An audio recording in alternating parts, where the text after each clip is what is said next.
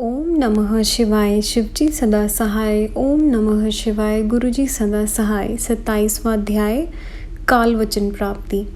योगी जन जग सुख लहे प्राणायाम बखान, प्राण वायु अवरोध सो मानव का कल्याण।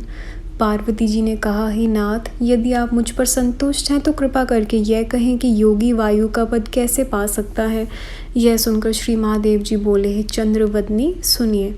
देहरी में रखे दीपक की तरह हृदय में स्थित वायु अंदर तथा बाहर दोनों तरफ प्रकाश करता है।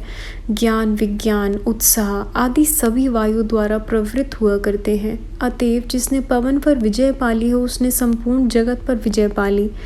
योगी को चाहिए कि जैसे लुहार फूंकनी मुख में रखकर वायु भरता हुआ अपने काम में लगा रहता है, उसी प्रकार वह भी वायु के भरने के अभ्यास के परिपक्व हो जाने पर योगी के हजारों नेत्र, हजारों हाथ पैर हो जाते हैं। फिर वह सब ग्रंथियां फेर कर 10 अंगुल ऊपर को उठ जाता है। प्राणायाम वह होता है जिसमें सिर व्याहतियों के साथ गायत्री मंत्र जपते हुए प्राण वायु का निरोध हो।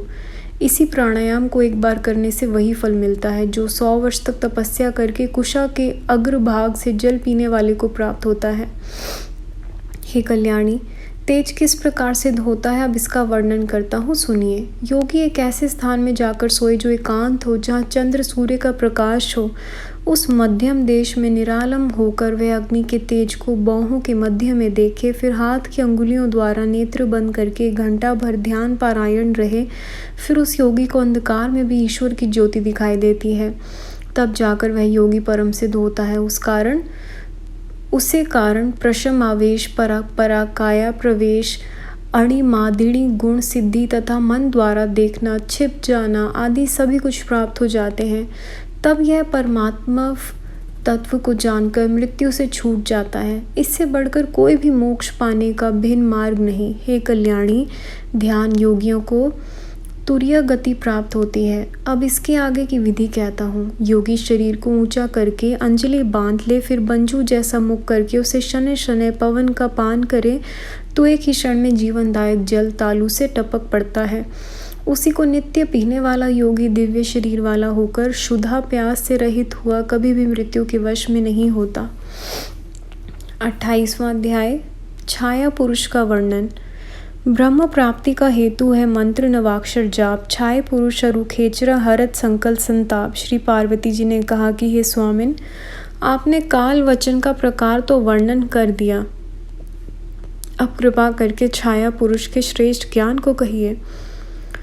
शंकर जी बोले, हे देवी जी, सुनिए। सूर्य अथवा चंद्र को पीठ देकर श्वेत वस्त्र धारण किए हुए धूप दीपादि से सुवासित होकर सब फलदाता ओम नमो भगवते रुद्राय इस नवाक्षर मंत्र का स्मरण करता हुआ अपनी छाया देखे तो उसे ब्रह्म प्राप्ति होती है। ब्रह्म हत्यादि पाप कोई नहीं छू सकता। यदि वह छाया मस्तक बिना दिखाई दे तो वह 6 महीने में मृत्यु पाता है। यदि उसका शुक्ल वर्ण हो तो धर्म बुद्धि होती है, कृष्ण वर्ण हो तो पाप है, रक्त वर्ण होने पर बंधन, पीत होने पर शत्रु जानो।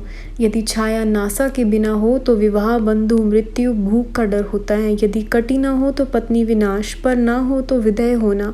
हे पार्वती जी, उस छाया पुरुष को देखकर नवाक्षर मंत्र का अंतःकरण में जप करें। यदि 1 वर्ष तक जपता रहे तो सिद्धियां उसे प्राप्त होती हैं। अब कठिनता से प्राप्त होने वाली शक्ति का ज्ञान वर्णन करता हूँ। एक गुप्त विद्या होती है जो कि ब्राह्मणों के सिर पर विद्यमान है, जिसकी वेद भी स्तुति करते हैं, जो सब विद्याओं की माता है। यही विद्या प्राणियों में भी रहती है। खेचरा कहाती है, ये दृश्य अदृश्य, चला, नित्य, अव्यक्ता, व्यक्त्या, सनातनी है। वर्ण रहिता अथवा वर्ण सहिता यह बिंदु मालिनी भी है। इसका सदा दर्शन करता योगी सफल हो जाता है। वह फल योगी मालिनी के दर्शन द्वारा प्राप्त कर लेता है। इसी कारण बुद्धिमान योगी ज्ञान का नित्य अभ्यास किया है। अभ्यास द्वारा ही सभी सिद्धियां हस्त होती हैं। योग की भी वृद्धि होती है। अभ्यास द्वारा ही ज्ञान एवं मोक्ष भी मिलता है। सूत जी बोले, हे ऋषियों, श्री व्यासदेव जी परमार्थ वक्ता सनत कुमार के इन वचनों को सुनकर अतीव प्रसन्न हुए, बार बार प्रणाम किया। उसके बाद सनत कुमार जी तथा महर्षि व्यास जी अपने अपने धाम को गए। संगत जी, अध्याय यहाँ समाप्त होता है। गुरु जी, संगत जी, यहाँ तक पढ़ने में कैसी भी कोई भी जाने में भूल हुई हो प्लीज़ माफ़ करिएगा। अगला अध्याय हम अगली वीडियो में सुनेंगे। ओम नमः शिवाय। शिवजी सदा सहाय। ओम नमः शिवाय। गुरुजी सदा सहाय। Thank you Guruji, thank you संगत जी। जय गुरुजी महाराज।